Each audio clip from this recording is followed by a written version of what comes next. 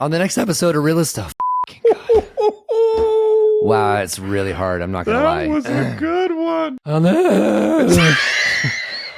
next episode of Real Estate Insiders Unfiltered. Yes. For the 30th time, Yes, more, James please. goes through puberty. More. I'm going on mute. You talk about it privately. We talk about it publicly.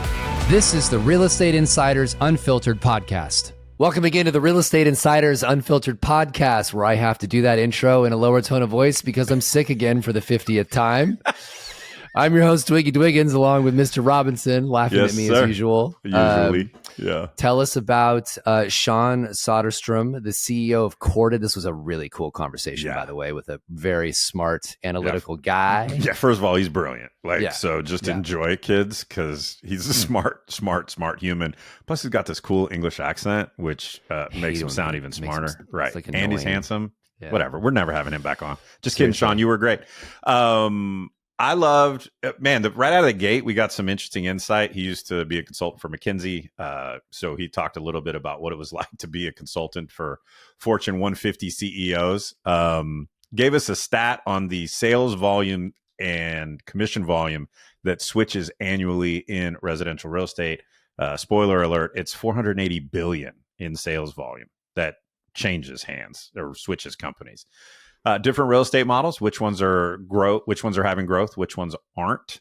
We dip into CCP and talk about that and why we need MLSs. From a tech perspective. That's right. Yeah. And he's been early on AI. And so we talk about that for a little bit and more. A great conversation with a really, really smart human being. You're going to dig it. Put it in your ears, kids. Sean, welcome to the podcast. I am excited to be here. And for those of you hearing my raspy ass voice, I just got it back. Yesterday, there was nothing. So I was a little worried. You sound great. You got a little gravel in your voice. Little deepness going on there. Yeah. I can sound like Keith Robinson. Well, slow down. Okay. Slow down. Won't take it that far. My bad. Sean, super excited to have you. I've been following some of the stuff you've been doing for some time, which is some really cool things. Yeah. Which actually is a great sort of entry point into your background, because I think it's all relevant with data and some of the stuff that you're doing over at Courted. So let's start there. Goldman Sachs to McKinsey to Compass, and then tech startup. Tell us about that journey, your background, and why are you in this industry? Keith and I have been trying to get out forever. You went from Sachs to McKinsey to real estate. What? Yeah, tell us that what's going story. on, man. Yeah. Well, thanks so much for having me, guys. I listen to this podcast often, so thank you for listening. It's an honor to be joining. So listen, I think quite frankly, I have less experience living than your last two guests had in real estate. So let's just clarify that up front. Mike Pappas is a badass. He is a badass and has been one for a long time. Yeah. I know him well. So yeah, listen, my first kind of major experience professionally was at McKinsey, and I had 2 tours of duty there. And I think the experience of working at a company like that is it's very structured and very organized. Like real estate, it follows the apprenticeship model. So you don't spend much time in a McKinsey classroom. You're spending most of your time with in the field. Fortune 500 or Fortune 150 CEOs, and then a couple of folks who are talented internally. So it was a good way to bring a structured thinking and kind of a first principles problem solving approach to things. But I kind of came out of my first experience at McKinsey thinking, I really want to actually do something. And I found myself working at Urban Compass, which is now Compass, working for Robert Reffkin. And he basically said to me, you seem like a smart enough guy. Why don't you write your own job description? So I kind of said, well, listen, we have 30 people here in New York. We don't know if this company is going to work outside of New York. And why don't I just go lead all of that? So I led expansion and growth for the company for a number of years. And that was launching the first 8 regions, 45 offices is a pretty, as you both know, right, operationally intensive to start a real estate company, not just scale a real estate tech platform to a new place. And in that experience, there was a lot of recruiting and retention. And I think that experience really was formative for me in terms of what we do at Courted today. Yeah. Makes sense. Interesting. Yeah. And I love What's interesting about this, and I'm taking Keith's question, I just realized, but what the heck? You can ask one too, all right? It's a joint podcast hey, here. Do you think it is our pod? Go ahead. That is true. What's interesting is you're bringing a background not from real estate into real estate to scale a real estate company, and usually it's the opposite. It's you're bringing people in that have been done it before many times, right? So you're probably looking at it from a completely different way than probably most of us in the industry have, because McKinsey analytics, just, a deep analysis on how the operations work. Yeah, it was interesting, right? Like as soon as Robert said, you can go do that, I then launched into this very kind of robust strategic analysis of why is DC different than Boston, and like what are all the factors to pay attention to, and the competitive dynamics, and Right. the MLS is different from one another, whatever. And ultimately, we, instead of spending 8 weeks doing something like that, which is what you would have done at McKinsey, I spent an hour doing that, and I spent the rest of the 8 weeks actually just going into the first adding people. Yeah. And so that was actually a great experience for me in my role now, because it's much more about, okay, rapid experimentation, it's all about execution. If it doesn't work, try something else, and just having more of that scientist mindset versus I'm going to perfect something in a lab and then let someone else go do this work. Right. Which is what some of the consulting work felt like to me. I got a follow-up question so you were consulting with top CEOs, right? What did you learn from that has been sort of a foundational bedrock for you in business, whether it was, I don't know, key questions that you ask or an approach? I mean, because I imagine, I don't mean to be presumptuous of these CEOs, but there's probably some ego in the room. They probably think they're pretty darn smart. They understand that they've hired you to consult for them about something, but my guess is they don't always listen. Like, what did you learn in that experience in just fundamental foundational business that anyone could benefit from?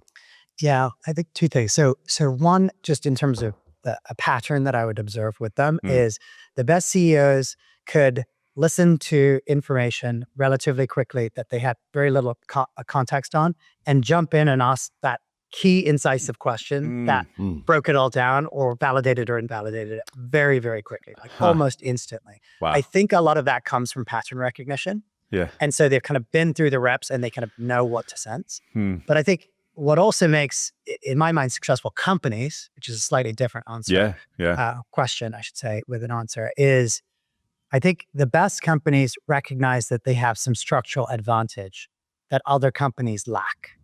And so I think that, as in my role, is a question that I try to ask myself, right? So let's just take the example of Compass.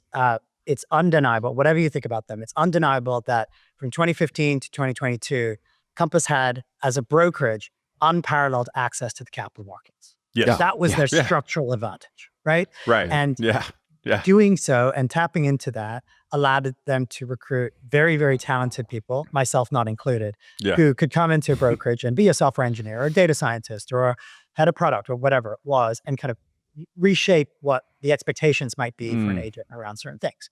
Okay, so that was Compass. For us, we have $0 marketing spend, so we have no brand awareness. We have very limited capital, and we're operating in a tough market environment. So the question I ask myself and my team is, so what right do we have to win at all, right? And we'll probably get into court at some point, but we have access to information about the industry. I know everything that's going on within the brokerages, everything that they've done, what they're doing in real time, and I can predict some of those things into the future. And so that is the only thing that I have that's kind of like my unfair right to win. So when I'm guiding my team, we need to lean in as heavily as we can to that thing, because that's the thing that's different from us versus somebody else. And it's a good question for people to ask. And you found that these very successful CEOs had a real clear understanding of what their competitive advantage is and managed to not lean away from that. They leaned into it deeply and knew that sort of intuitively and grounded and deep. Yeah. Absolutely. And some of the best organizations, won't surprise you, have people. The people are the thing, right? And so it's like they have a series of deputies that they trust, and there's perfect alignment. And like that can be the thing. It can be a brand. It can be a consumer experience, right? So whatever your kind of relentless focus is, but that's where the relentless focus should be, is like what makes you structurally more advantaged. It reminds me of a conversation Keith and I were having dinner with Damian Eels with Realtor.com. And we were having a conversation with him. He was sharing a story. I love Damien. If you get a bourbon in him, he'll share quite a bit of shit with you. It's a good time. It's a good time. He was telling us about his conversation with Rupert Murdoch. And it literally aligns exactly what you just said.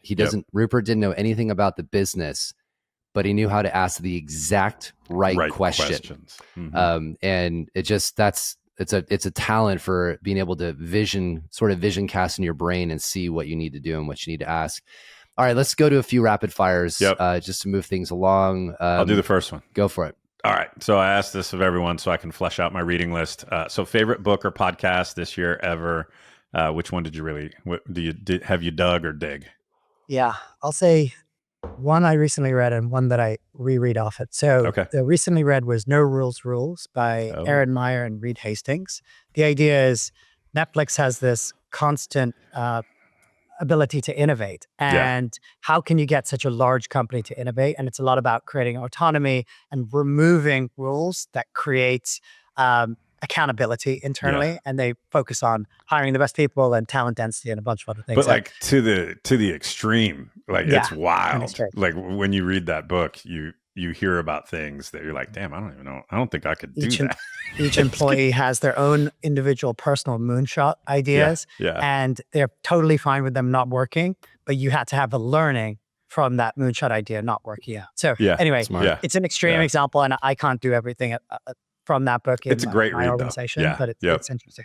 The other one is I Don't Want to Talk About It. It's by Terry Real. He's a family therapist, I guess you'd say, and he's focused on how can men in particular have kind of better emotional health and do the work and all that kind of stuff. So that really sounds good like an interesting book.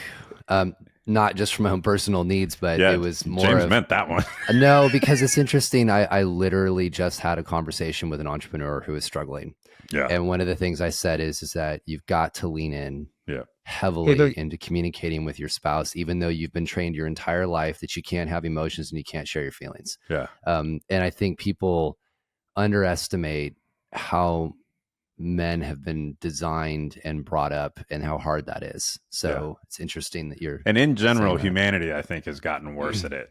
And then it, for sure. And James, I think we've told this story before on the podcast, probably more than once, but your and I's friendship started, more than a decade ago, almost 20 years ago, I think, basically in and around us sharing like struggles that we were having in business, our separate businesses, really being vulnerable. 2008, about how hard it was. And I mean, that when you start a friendship around that level of intimacy and transparency and honesty, like it just sort of clears the decks and allows you to really establish strong foundational relationships. So that's a good one. Yeah. 100%. Two good ones. And by the way, for someone who hasn't, if someone listening to this hasn't been to therapy, it's a great book because it's not a preachy book. It's just stories of men who are struggling that are actual stories from his practice. Yeah. And so if you have an open mind, I think each person can relate to every someone in there for sure. It's really easy to engage with that book. Yeah. That's a good great one. recommendations. Yeah, for sure.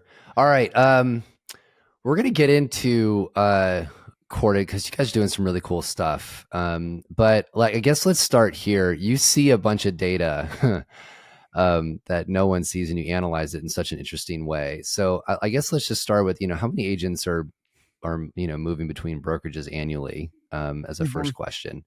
And is that consistent? Does it fluctuate, et cetera?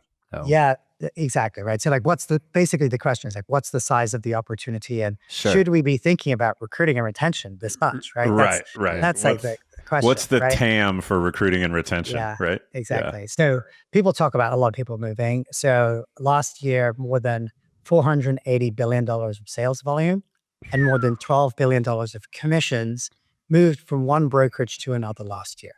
Wow. So if we put that into context, imagine Compass, double the size of it, and then imagine all of that sales volume moves from one company to another every single year. And it's going to keep happening year after year. And that 480, I think, billion in sales volume, you said, that's a consistent, within a standard range, that's a consistent number? Yeah. So the range for the last 5 years is between 16 and 18%. So 2022 was 18%. Last year was actually 16%. That resulted in those numbers. So it can actually go up and down. It's slightly, generally positively correlated with the underlying real estate market. More people tend to move in up markets, likely because they're getting deals and Really? people are I flush would with have thought it cash. was the opposite. I would have too. Yeah, I think also intuitively. brokerages get more competitive with one another because they have more money to spend, and sometimes that can facilitate some of that. Yeah. You know what else probably happens? Because I know, having run a brokerage, it feels like it's harder to retain because it's not as positive in the office, and it shouldn't be. People are making less money. They're working harder to make less money. Like, that's not a positive experience. And so as the person who's running the office, because I have in my head, it's, people will, in a down market, they'll blame their broker before they blame themselves, and they'll think about moving.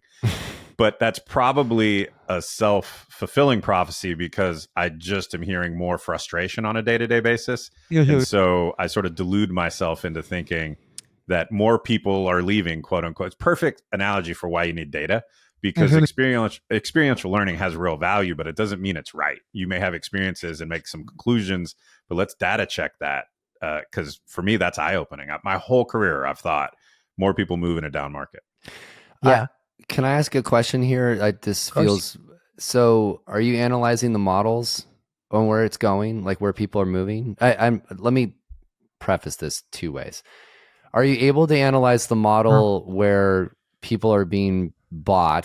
I say that lightly, but like they're incentivized to move versus moving because of a company that's not offering, some type of compensation. Does that make sense? Yeah, is that right? So we don't have visibility into the confidential we can make compensation assumptions, though, offers, right? But you could, for example, look at how many of those that are moving because there's a structural decline in their business. Mm-hmm. So you could look at those types of things, and you could infer that in that situation, there's unlikely to be the offer. So that would be an interest. I don't have that on hand, but yeah, I think or model based, right? Like, are people moving from a more traditional model to a more, I don't know, so statewide that's broker actually an model? interesting question. Yeah. So we have taken a look at that, and so we basically have had two types of companies that have done well over the last 5 years from a recruiting perspective. And they're very different from one another. So I think of this almost like efficient frontier. It's like two dimensions. One is higher split to the agent, and the other is higher service to the agent. Mm-hmm. Okay. And so the higher split to the agent companies, and you can probably think of some names in that in that category, have actually done quite well at growing agent count over the last 12 months. And for the argumentation, they typically do a good job of packaging what that financial compensation structure is. Yep. The agents are saying, well, it's a down market, I'm going to go to that company because I want a bigger slice of my pie. Right. And that's basically the approach. Interestingly, we're seeing effectively a glass ceiling, it seems, of the size of a agent count that type of company can get to. And it's around 90,000 agents. What size? Around 90,000 agents. So it's a big organization. Big number. Yeah. But so most of the growth in that category is coming from younger companies that are not yet at that scale.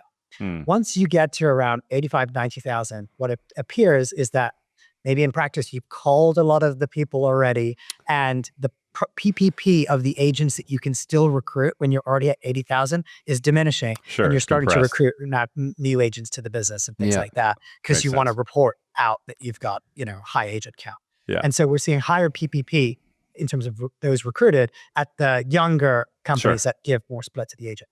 But there's another type of company that's doing well too, which is the high service model, right? And I think that really does appeal to agents in a down market. Mike Pappas was, again, just talking about this recently, on your show, right? It's like, we're going to help you grow the pie, and we're going to front load that work for you by offering you all of the support, people to help you, marketing, technology that we've actually paid for you to use, that's integrated with the rest of the stuff that we offer. And so those types of companies are tending to do well. And I think, we can talk about the other groups, but we're basically seeing a bifurcation in terms of winners, and those two types of companies look very different to one another. But honestly, high service as an approach for companies has been around forever. And then to some degree, save more out of your commission or your compensation's another model. I've been in this my entire life. So Remax was the first, in Realty Executives, even going back further, were the first to be like the 100% keep shops. more of your commission. Yeah. shops, And they grow. And I mean, I don't know. I'll go a soapbox. It just seems like there actually isn't anything new that I've seen. It doesn't exist in my opinion. It's like, oh, we're a tech company. No, you're a real estate company. You provide marketing services, technology support. So does every other firm. You can do more by providing people. Like, we're going to build all of this for you. I agree with that. But that's also been a model that's been around for a long time. And just a comment, if you think about it if you look at the business models, Anywhere is the largest in the world, formerly Realogy, formerly Ascendant, going way back to date myself. And they still have massive market share, and arguably they have some of the highest franchise fees in the space, which just goes to show you that there's always this movement. Mm-hmm. Yeah, there's always the movement. We talked about the recruiting movement, but also NER has published stats that are well known, which is 85% of agents drop out by the end of year 2. Yeah. I don't have the numbers for 2024. I'd guess that number was even higher if we look at 23 and 24 because the market was so depressed. Pretty safe. So when we have that many of the new entrants dropping out and then that many of the agents who are producing moving, it makes for a very volatile population.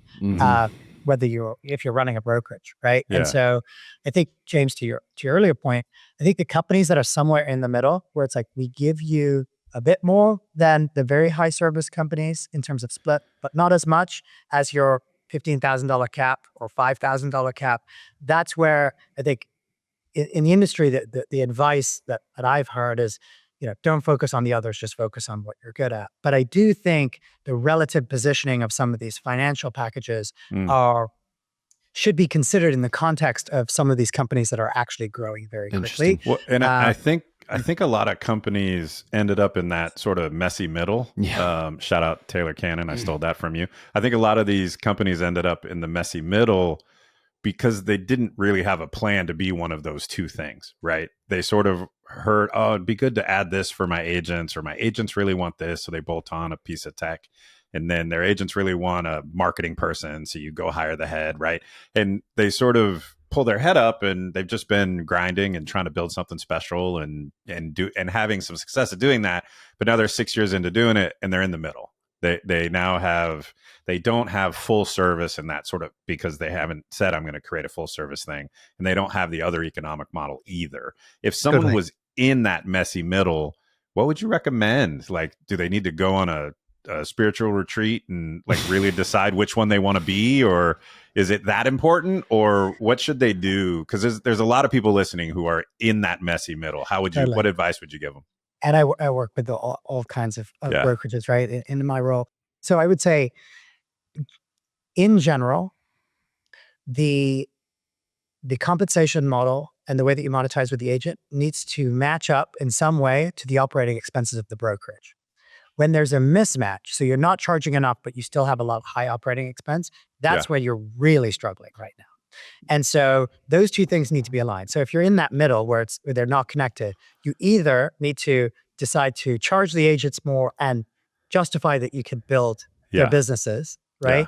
Or charge them less and reduce your OpEx. Yeah. But I think broadly speaking, and I'm sure we'll talk about AI at some point, I think that's exactly what AI should be doing in real estate for brokerages, is reducing the OpEx of the company. Right. And so it's not necessarily AI to go talk to all of your prospects. There's value there, right? But yeah. How can we trim up some of our expenses on the back end and become more efficient while running leaner? The only other piece I'd add to that, and I agree with everything you said, is I don't think it's a bad idea to go get your 2 or 3 top producers that are the right ones. Not all of your top producers care about the company, and they just want a good split, and they're going to go work hard. But getting a few of your top producers and vision casting, okay, listen, I heard what Sean said. He's right. He's really smart. I got to go one of these 2 directions. Let's talk about the pros and cons of each, because when you collaborate with your top people and they get to help create it, it drives that retention piece, right? They take some personal ownership of the direction with you. 100%. Are you seeing, just curious, going just my own curiosity, are you seeing that the models that have revenue share and or stock ownership as driving some of these decisions? Or is it, just to kind of put a pin in that, is it just more of somebody wants more service, or they just want to keep more of their money? Have you noticed anything there on the trend lines? Yeah, it's interesting. I mean, if you look at the financial statements of the publicly traded companies that do rev share, the amount that they get back in rev share and stock awards isn't as much as you would think when Hmm. you when you With the compare it to the amount of recruiting noise pitch. that is created around it. Yeah. When you compare it to the recruiting pitch, like you would think it's this enormous amount. Yeah. What's interesting is I think the companies that have effectively taken what was traditionally 35 to 40% of the OpEx out that was dedicated to office space and office space related headcount, and given that back to agents in terms of a cap, or given that back to Yeah. agents in terms of a rev share, that's something that is working, certainly. And I think we have to give some credit there because, and I've spent a lot of my time actually recruiting agents, and now I work with companies that recruit and retain agents, is the packaging of that into a very succinct marketing message that you can deliver to someone that they can understand very quickly. How much money are you going to pay if you cap with me next year? Yeah. That is something that they do very well. And that's a lesson. Even if you don't have a cap, packaging, what is your take home income under the scenario you believe in? That is something that all brokerages should probably be doing, regardless of your model. What? And so, as I reflect, even on my Compass experience, all of the investment that was made, all of that CapEx, in my mind, maybe this is a controversial thing to say, that entire investment from Compass of $1 billion was in service of the recruiting pitch. And that's valuable, right? That's inherently valuable. There's an intrinsic value there. Yeah. Because the level of adoption is going to vary and people aren't going to use all the features. And so does it make agents more money? I don't know. I don't work there, but does it help to bring agents into the fold? And each company will have their own version of that. But it's again comes back to this service of trying to continue to grow because, commissions may be going down. I don't think they have yet, but splits have definitely gone up. The market's gone down. So they've gone down for lower producers, higher. They've gone up for higher producers, which just is going to show the same percentage. So they've also broken a little differently along listing lines and buyer lines. So listings are a little higher, buyers are a little lower. And the big one, which I'll be controversial, is whether you're doing cooperative compensation or not. There you go. There's the lawyers listening. So I actually, I find this really interesting. So you were there, you obviously expanded the business, you did recruiting, that was your thing. So, I guess this is kind of a good segue. Tell us about Courted and then what was the idea and why to build it? Give us some why'd the background world need Courted? What is it and why'd the world need it? Yeah. So Courted is a agent recruitment, agent retention, and market research platform. And we work with brokerages and then teams. So I think my experience at Compass, which I believe was common for all brokerages at that time, was that we're struggling to target precisely. So which agents are the right fit for the organization? We're struggling to figure out the right time for the agent to hear from us. It's very self-centered. Like, I have an hour, so I should reach out today, but not paying attention to, is the agent busy? Is this the right time to hear from me? Right. And then on communication was a critical piece, right? So people typically are very effective with communication, which is personalized. So I'm going to take the time to research and make you feel seen and do that with efficiency. I need to actually recruit a lot of agents. And even if I have a industry leading 9% conversion rate, I don't have enough time to make all of those calls. So balancing the effectiveness and the efficiency of communications was another struggle that we had in recruiting. And then we lacked, as I think most companies do, an integrated system. This is particularly relevant for medium and larger companies where what are all of the people doing that are touching this process? And how are we not duplicating efforts? And everyone's busy, but how do we get a level deeper to say, are you going after the right things? How can I help to reinforce the right behaviors in terms of accountability internally? So those were the issues. And then I met my co-founders when I was at McKinsey. And I think together what we thought was if we could bring structure and intelligence that was anchored in data, then we could actually deploy the data and insights to help people make decisions more efficiently and to reach out more efficiently. And we were just talking about OpEx is too high. Right. I don't think many companies have a budget to go hire 40 recruiters right now, right? No. And so the idea is we have existing infrastructure. How do we save time on retaining the agents and reinvest that time into them reaching out to agents, attracting more, and do that in a way that that preserves, again, like our most precious resource, time. And so that's really what we've kind of attempted to do with the platform. So have you found like efficiencies that you could share? Like, what is the right time to reach out to an agent? When they have a ton of business, when they haven't had any business for 6 months?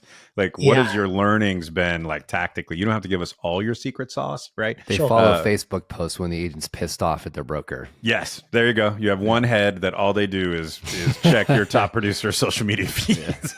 So what have you learned over the years, or since you've been like really digging into this, that are directional arrows for anyone who's listening? For sure. So I think that there's some easy to measure, simple things that you can do that are also easy to understand. So stagnation in an agent's business that you could measure as no activity in the last 90 days. Combine that with no active or pending transactions right now is a proxy for at least 4 months without income. Right. So you want their production maybe because they did a lot of the last 12 months, but over the past 90 days and for the next 30, they're unlikely to make any money. They're more open and available to take a call, right? That's a pretty basic one. But again, not super easy to get from the existing systems that are in the marketplace, right? The other, which is a bit more complicated, is we actually build predictive models. So these are large quantitative models instead of large language models. And these analyze the data for every single agent across the country who have left their brokerage over the last 20 years and say, what are statistically significant patterns that we could observe before the agent leaves their company that was distinct from the group of agents that stayed at their company? Right. And guess what? None of the things that come out of that model are news to you or any of the listeners. What they are is impossible for any one of us to go do in an Excel file. So it's a combination of factors, including significant increase or decrease in production, the manager turning over at their office, recruiting attrition in their office, right? So attrition in an office, so agents departing, tends to beget to more attrition. And so when you analyze those things in combination of what's happening in the market and what's happening in their office, you can actually get to a point where, with our predictive analytics, you can forecast 4 out of 5 agents before they leave their company with 12 months of notice. Right. So you have time to actually do something. So James, I'm sure if we could figure out what everyone's liking and commenting, and I was going to ask you, like, are you actually going down that road of an integrated social media pull from that? Because you could, to your point, you could look for certain things to determine that they're doing things that show a pattern that they're interested in potentially looking at, making a move. So mechanically speaking, you need to build predictive models off of something with consistent longitudinal history. So we need something that we can observe for a long period of time, because we need to see if that thing, that heart or that X correlated to that movement in the past or not. So even if we had a way to get Instagram feed today, which we don't have a way to retroactively get it. So I think it's an interesting type of signal that someone else could try to append to the analysis. But, as we say, 4 out of 5 is the types of odds that everyone would crowd around that table in the casino in Las Vegas. Right? What are you talking about? Vegas wouldn't open that table. They got to pay for all those lights. I have one other follow-up question, only because it's just what leapt into my mind, and this really isn't your problem to solve, but predictive analytic likely to move 4 out of 5 next 12 months. That's brilliant, beautiful. Still, there's a human, and in general, we tend to be pretty bad at a 12-month sales cycle. So what are tips, tricks, hacks? I don't really like hacks, but like, what are the best approaches to sort of pushing through this? I don't really want to text. I mean, I know I need to, but like, am I really going to text this guy for 12 months? Right. Like, how do you push through that and systematically approach it? Are there best practices, that kind of thing, for a 12-month sales cycle? And I know some will be 2 months and some will be 16, but how do you do that? Yeah, it's a good question, and you can think of that both internally and externally, right? Because we're also focused on, we're both of you and I we're focused on retention as well, right? And so, I think if you have, from a retention perspective, I generally put agents into 3 risk categories, with each have different actions associated with them. The first and lowest risk is the agents are doing things. They just want to be celebrated, and they don't want you to miss their milestones. A milestone includes something like the highest listing of their career, the first activity they've done in 90 days, their first closing at the brokerage, right? And so technology systems can help you to do that. But to the kind of spirit of the question, the technology is only useful if you actually reach out to them in a genuine and authentic way. Right. So sending them like the same text over and over again doesn't really help. Yeah. Do you want to get coffee? Do you want to get coffee? Do you want to get coffee? Right. So the personalization of the communication and then like a heartfelt follow-up is of course really important. I think on the recruiting side, we wouldn't just look for people who are likely to move over the next 12 months. We would try to use some other factors to zoom in on something that's more timely. But again, relationship is an industry. Real estate is an industry of relationships. Right. And what our office managers and sales managers and others are best at, and they say this to me all the time, is when I'm face to face with the agent, no one's better than me. And I believe that, right? Yeah. And so what should the role of technology be in that whole equation then? And, some will just go with gut. And, when they see someone looking unhappy in the office, that will be their retention strategy. But for, in my mind, it's, can we use the data to show you where to focus? Yeah. Right. And then behaviors. can you use the thing that you're best at to have more time face to face with your agents or with an agent outside? I say it all the time. I'm like, this is a belly to belly game. Agents are Mm-hmm. still going to want to make sure they have a relationship with their broker. And if they don't have a relationship with you, they're easily susceptible to being recruited somewhere else. I want to get 2 questions in just because of time's sake that I think are really important. And then Keith always has his final, and we can just talk about this quickly. And this is 100% Keith's question, but where is AI in this strategy? Just like he's deep in this right now, but where do you see AI in this? Yeah. So you're asking specifically about recruiting and retention or just for brokerages?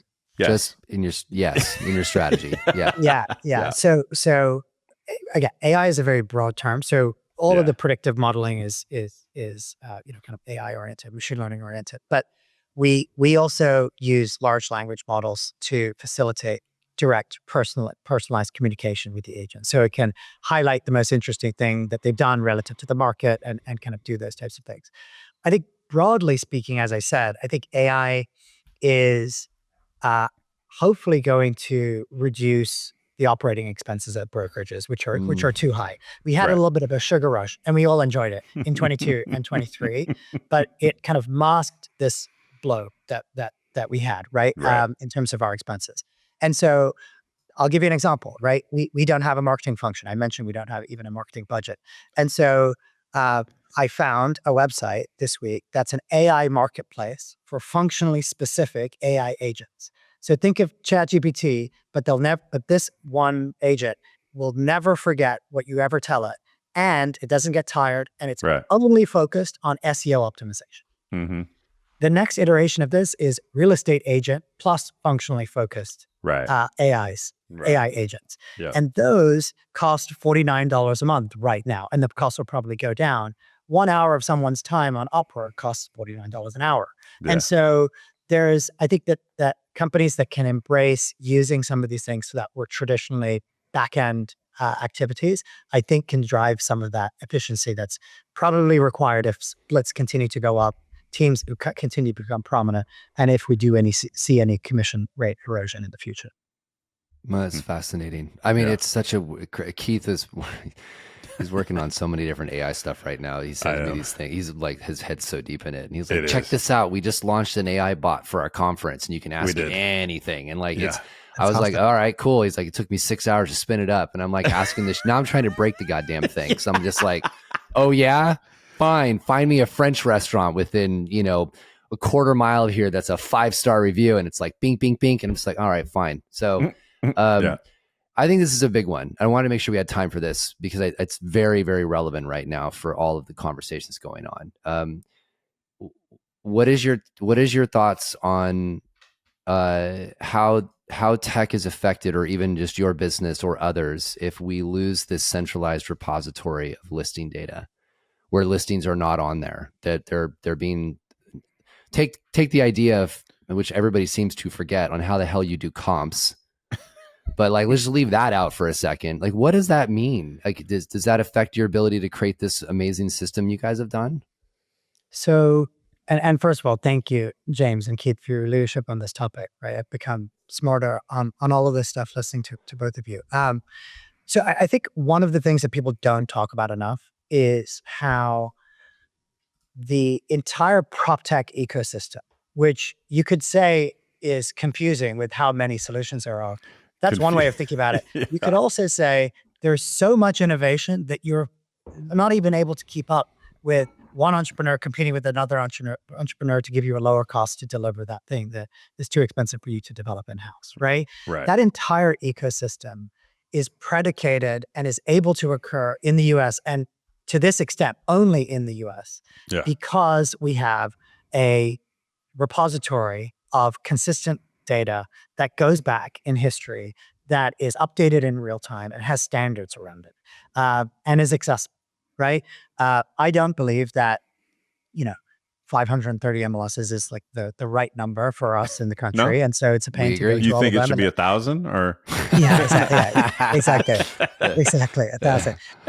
But the fact that they're there, and when I can tap into one and then the other, and then go through a very fairly simple harmonization process across the two, that means that I can then serve anyone that works across those MLSs, right? And when, people love to draw this analogy with other companies. And so I've spent some time digging into the experience in some of these other countries. In fact, for a short period of time, I was running 3 brokerages in Finland. My wife is from Sweden, so I'm very familiar with the business there. And I've studied the Australian market and talked to some folks that are pretty deep on it. In those markets, you have the portal is the de facto MLS. Mm-hmm. And when the portal is the de facto MLS, they have near monopolistic pricing power. Yeah. And any tech company that wants to build a better virtual tour system or recruiting platform or anything else is beholden to their graces to offer them that data, and could charge them an arm and a leg, making so that cost is unaffordable to any one brokerage that's looking to participate in that process. Right. And so in those scenarios where you do not have the MLS, of course, basic functions like comps and discovery of the inventory available, which are so basic and germane to the consumer experience, those are gone. But this, I would say, flourishing tech ecosystem that's looking to try to drive innovation because operating expenses are too high is also thrown out the window as soon as you do that. And so, absolutely, it's a big risk to our business. And, we're very, very grateful for the role that the MLS plays, and the National Association and state and local for creating this process. Now, that said, of course, we could imagine some changes, but the fact that it exists creates a lot of downstream benefits that companies and teams and agents can take advantage of today. But think of all of the innovation that we're going to have in the future as a result of all of this. And I wouldn't want just one company to be responsible for all of the tech innovation in the whole industry, because that's just so far away from the progress that we've made that I'm hoping that we don't get to that point. Well, yeah, and if the industry is afraid of portals now, like, just imagine how afraid you would be if the MLS went away, right? Like, yikes. I heard a really interesting comment the other day, and I'm not, we don't work in commercial very much, but the comment was commercial real estate is a great example in the United States of what we're moving towards if we continue down this path, where the companies sell all their inventory inside first, and then anything that doesn't get sold, they throw up on the portal, which would be CoStar. And it's stale and blah, blah, blah. It's what's interesting is I think we're not having the deep enough conversation around like actual effects of these changes where, Keith and I have a very close friend who's, he's like, how the hell are we supposed to do appraisals? And like, how, if this stuff's not in here, we're missing comps to give an accurate price. And if all of a sudden every company decides to take all their stuff out of MLS, there's no system. But my point here was you're bringing this conversation from a tech perspective of we can't innovate and create really interesting services to make the agent better if we don't have the ability to access data in a centralized repository. And man, I tell you, I was on stage this week at a Clarity event, and I pleaded with all the MLS stuff, do not bow down to a few companies' ambitions to take down the greatest marketplace that's been developed in the world. Because we were there 30 to 40 years ago. It wasn't that long ago where it didn't exist. I can't think of an industry. There might be one. And Sean, you're a smart guy. Maybe you know one. But like, is there an industry that has gone from sort of this centralized, unified repository to a massively fractured, like usually you're going the other way. You're taking this fractured environment and standardizing it for efficiency and use and all the things you've talked about. I can't think of an example, maybe except for, true monopolies, right? Where you broke up the pack or broke up the bells, Southern Bell, I think, into the baby bells. So there's some governmental monopolistic things where maybe it's happened, but I can't think of a natural evolution of a business, of an industry, to go from fractured to non-fractured and then back to fractured. It doesn't, you don't go that direction because it doesn't make any sense. Yeah. I can't think of too many examples. I think the parallel with CoStar and commercial in the US is a very, very good one. Yeah. They charge the commercial brokers an arm and a leg to have access to that. And then the commercial brokers, we're just about to move offices ourselves. We had zero visibility into the inventory that was available. Just not a good experience. And so, the value pool shifts from the consumer and the agent to the portal in that scenario. Yeah. So if that's the decision that we want to make, then we can make that. But it's not going to benefit any of the brokerages in the long term, even if you're large. No, because there's going to be other players. And that's the part, I'll get off this. Keith's got to take us home. But it's like if 30 of the top companies all do the same thing, everybody gets hurt. Yeah. Everyone does. Because all the agents that work for the competitor can't access the other person's inventory either. You don't get your cake and eat it. It's amazing to me. So, and it's not what the human beings who buy and sell houses want either. And if we lose sight, that's our competitive advantage in this industry is the deep, intimate relationship with the human being who buy and sell homes. And if we aren't serving them and we lose sight of them, well, then we're really screwed as an industry, right? And also the MLSs and the folks over at Rezo, they are doing work that anticipates a broad series of use cases from this data, right? So many fields and consistency of calculation and those types of things. If you're simply getting a private exclusive platform or an off-market platform or whatever it is, and your exclusive goal is just to sell that deal to somebody else, right? Why do you need all of these other fields? And then the integrity of the data collapses on itself. And so, it's not just 14 perfect portals that are disconnected. These are, the quality of all that information is going to deteriorate as well. It's a really good comment. That's a problem. Yeah. All right, let's go out on this question we always end with. And I'll give you a two-part. You can pick which one. But if you were an agent or an owner, since you are primarily focused on growth and retention, but if you were an agent or an owner, what's the one thing you'd implement today to help your business for 2025? Yeah. So listen, I think that prospecting customers and staying in touch with customers is the name of the game, right? Yeah. And that's been said by some of the recent guests. So the thing that I'd add to that is, I think there's an opportunity to use technology to be your friend in this scenario, right? So having a really good sense of anticipating opportunities, personalizing the outreach, right? So it's very, very easy to put people on an email campaign. And it's not that email campaigns are bad. It's just that they are. they're not as effective. Most of them are bad. Most of them are bad. Let's be honest. They're not very effective. They're not very effective. You're very kind. Sean. Yeah, let's say, they're just total utter shit. So. I said what you wanted to say, but didn't because you're being polite. So yeah. And I've not been an agent, so I can't really purport to know, right? But I will say that we can see it very much so in terms of interacting with agents, from the purposes of recruiting and retention. The human touch is very important. So personalizing, stay in front of people as much as you possibly can and be front of the top of mind. That would be my number one advice. Yeah. Yeah, great advice and timeless. But it's always true. Up market, down market, whatever you're going through, the right approach is to be more connected with more human beings for this industry if you want to be more successful. Full stop. Right. Yeah. Sean, this was awesome. Thank you for your insight. I love what you guys are doing. We'll put a link in the show notes for people to check you guys out. And I love the idea of just the consistency and the messaging. And you're right, it's not just the recruiting side, but it's retention of your people. I love the thought and the deep thought into that. And also thank you for being an advocate from the tech side about the system in this industry we've created. I think there needs to be a lot louder voices on that so that it drowns out the ones that are putting their own interests first. So and keep building cool stuff. Yeah, man. I'm impressed with what you've built and excited to see how you can. I remember when I saw it a year ago versus today, and it's pretty cool what you guys are doing. You haven't been asleep at the switch. Yeah, thank you. Definitely. Yeah, we haven't been sleeping actually. No, there you go. Yeah. Thanks a lot, Sean. Thank Appreciate you so the much, conversation. guys. I really All right, buddy. appreciate it. Appreciate it. You don't want to let Keith down, do you?